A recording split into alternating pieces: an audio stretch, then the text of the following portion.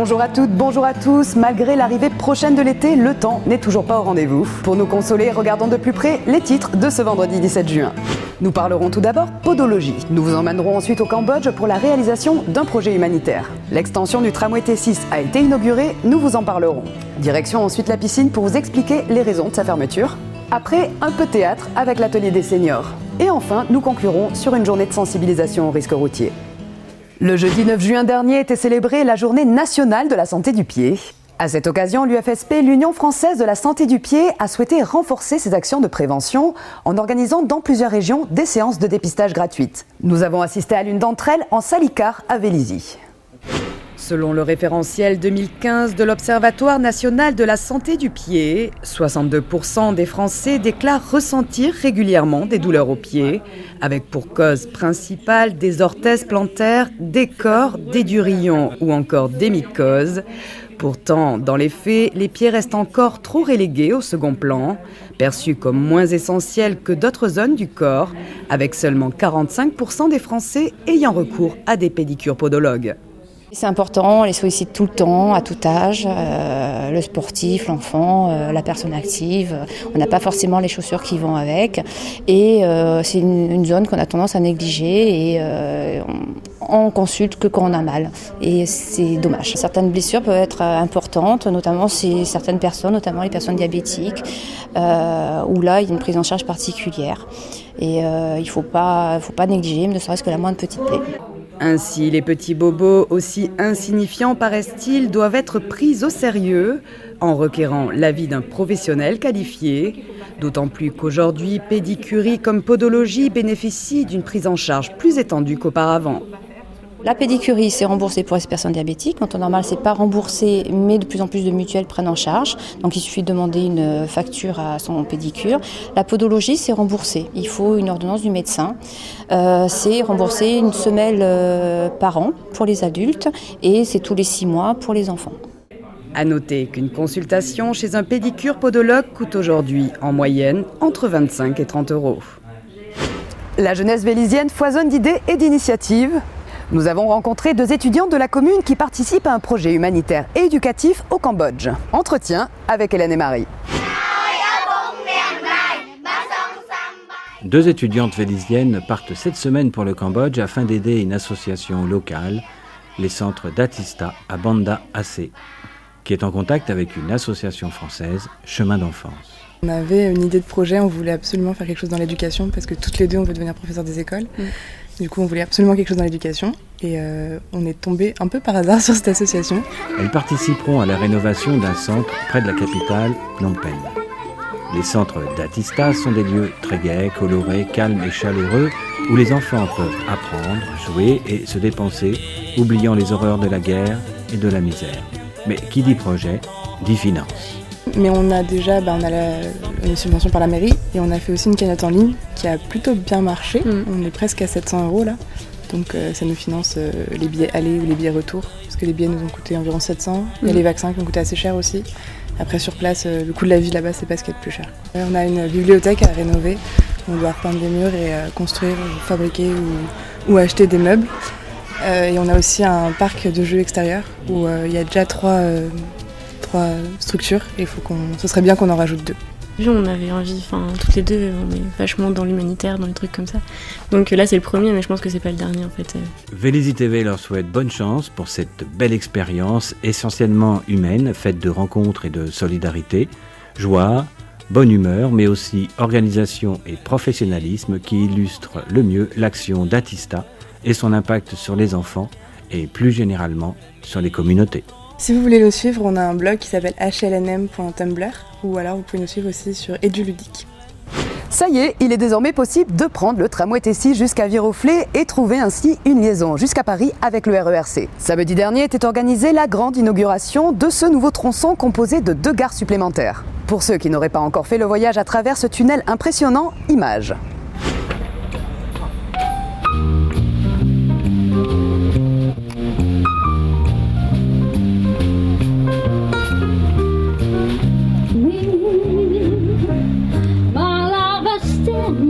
Golden sands and watching the ships that go sailing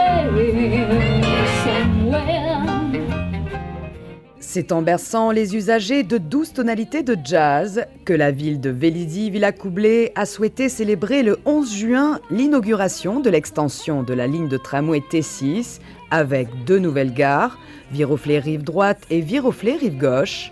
Un événement que le club de philatélie de la ville a également fêté à sa manière en concevant un timbre spécial. On avait déjà fait un timbre, un montimbre à moi pour l'inauguration jusqu'à Vélizy en décembre 2014. C'était Francis Dartois qui nous avait peint le timbre. C'était le tramway devant Londres, une vue d'artiste. Depuis bien longtemps, j'avais demandé à Nicole Motte, la présidente de Forme et Couleur, si elle pouvait nous dessiner un timbre. Elle nous a fait plusieurs projets et on a choisi celui qui est timbrifié maintenant. Et voilà, quoi, ça fait 2 timbres pour le tramway, c'est bien pour Vélizy.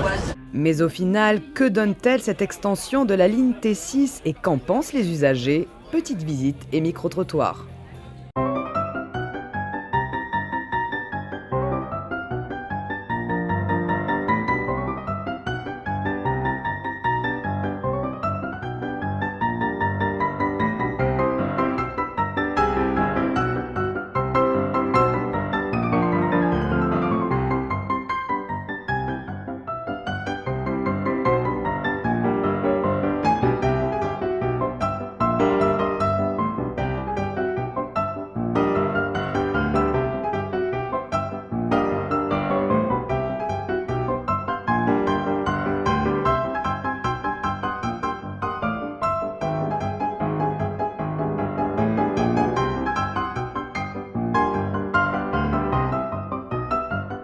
Bonjour mesdames, on s'est déjà croisés tout à l'heure.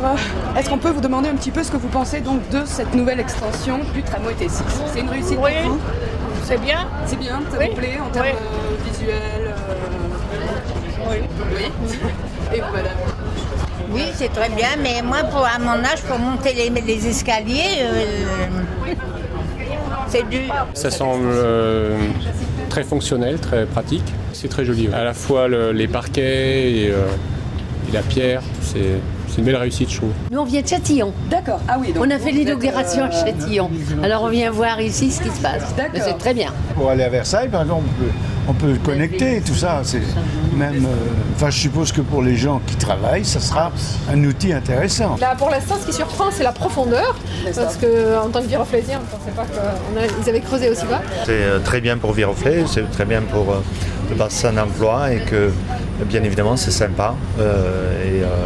On va découvrir dans la journée. C'est bien parce que ça permet de se connecter sur Paris et c'est enfin la logique du tramway, en tout cas pour la zone de Vélizy, puisque là on accède à tous les endroits de Paris et c'est vraiment bien. Et en plus c'est très beau.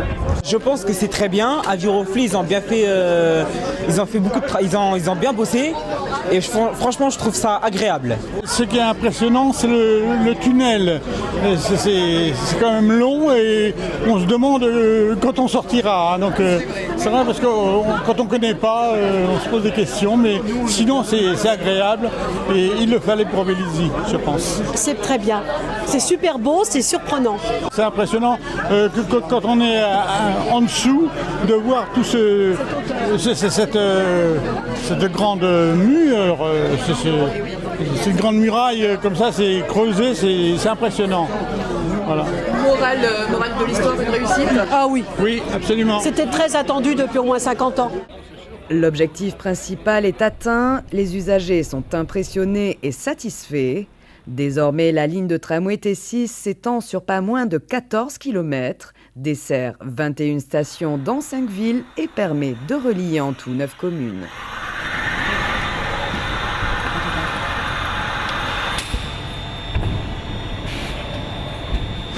La piscine de Vélizy-Villacoublay a fermé ses portes le week-end dernier. Une décision que certains ne comprennent pas à l'approche de la saison estivale. Vélizy TV s'est informé pour vous et vous explique pourquoi cette fermeture était nécessaire. La piscine municipale de Vélizy a fermé le dimanche 12 juin pour une durée de 3 mois, à l'occasion d'une réfection de sol et d'une reprise d'étanchéité du petit bassin. Le carrelage des plages sera refait en intégralité, ainsi que le faux plafond du petit bassin et l'éclairage. Vélizy Télé a voulu en savoir plus auprès de Cyril Sis, responsable de la piscine de Vélizy. Le carrelage avait tendance à se décoller par endroits, certaines portions avaient déjà été refaites du côté des pédiluves, mais le carrelage était d'un autre type que le carrelage existant.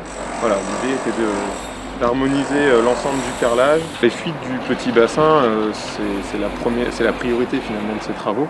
Et l'étanchéité va être reprise intégralement sur le petit bassin. Donc il n'y aura plus du tout de fuite à l'issue des travaux. Et le carrelage autour du bassin, qui pouvait être un petit peu coupant, cassé, va être repris également et il n'y aura plus de soucis de carrelage cassé. La piscine étant fermée, on n'a pas d'autres piscines sur la commune. Donc il faudra aller chercher la fraîcheur peut-être sur d'autres piscines. La piscine devrait réouvrir ses portes lors du week-end de la fête des associations, les 10 et 11 septembre prochains. Nos amis nageurs pourront tout de même faire trempette dans les piscines des communes limitrophes, telles que Versailles, Viroflay ou encore Meudon. Nos chers seniors vélésiens sont de retour au théâtre pour leur représentation de fin d'année. Cette fois-ci, ce sera à l'Atelier de Londe le vendredi 24 juin à 20h. Ils y joueront l'Odyssée pour une tasse de thé de Jean-Michel Ribes.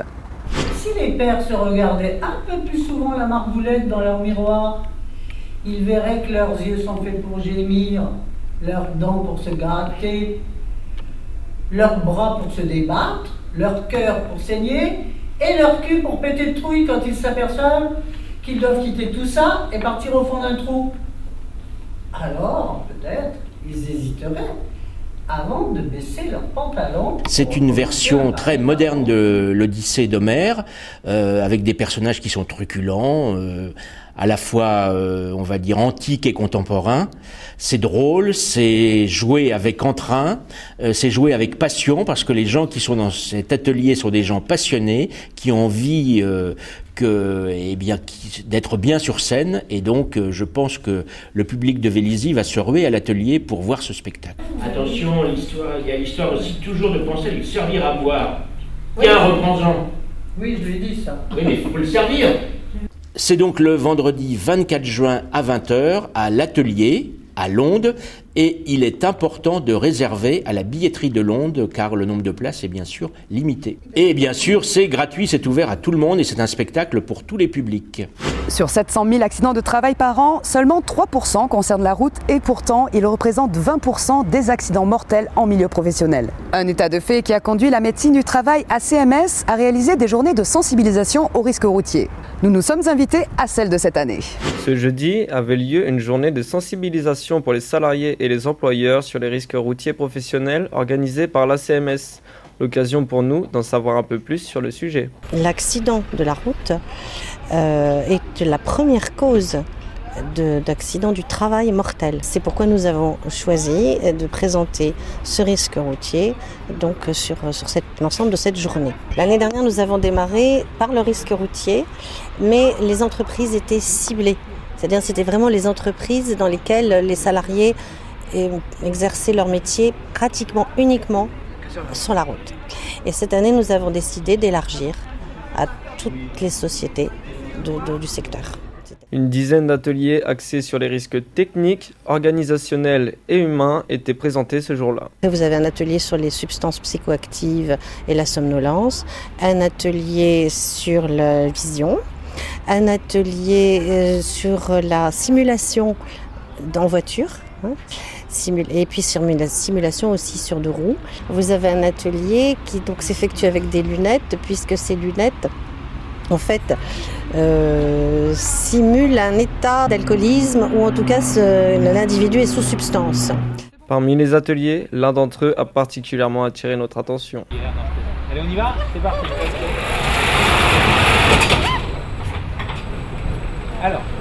Alors cet atelier donc a pour but de reproduire un choc frontal et de surtout faire comprendre aux gens l'importance de mettre la ceinture de sécurité, mais de surtout bien la positionner sur le corps. Et ça peut occasionner des lésions internes plus importante lorsqu'elle est mal placée. La plupart des gens donc, ne connaissaient pas l'importance de bien placer la ceinture de sécurité aux endroits stratégiques du corps, c'est-à-dire qu'il faut absolument qu'elle place sur ce qu'on appelle les points durs du corps, les os du bassin et au niveau de l'épaule. Et donc les gens justement découvrent des choses et ils sont aussi surpris par la vitesse à laquelle a lieu la simulation, et les gens ne se rendent pas compte justement de l'importance du choc à vitesse plus importante. Et maintenant, votre petit coup d'œil habituel sur votre agenda du week-end. Avec samedi à 10h45 à l'Hôtel de Ville, la commémoration de l'appel du 18 juin. Une gerbe Croix de Lorraine sera déposée à 11h. Enfin, pendant tout le week-end, de 11h à 18h, venez découvrir les ateliers du domaine de la Cour Roland. Les artistes qui y exercent effectueront animation et démonstration et il sera également possible de s'inscrire au stage ou au cours pour les intéressés. Ce JT est maintenant terminé. Merci à tous de votre fidélité. Bon week-end à tous et à la semaine prochaine. À bientôt sur Vélicité.